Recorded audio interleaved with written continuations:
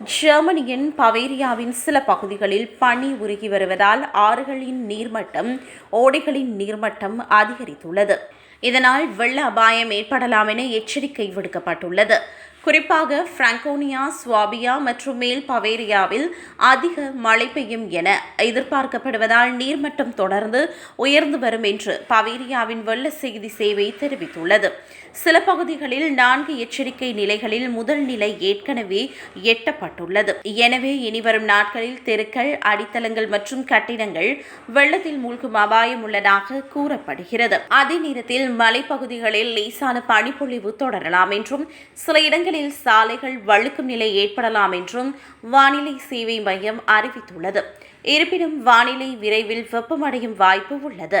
சில பகுதிகளில் வெப்பநிலை 12 பாகை செல்சியஸ் வரை உயரும் என எதிர்பார்க்கப்படுகிறது. அத்துடன் பல இடங்களில் சதுர மீட்டருக்கு 50 லிட்டர் வரை மழை பெய்யலாம்.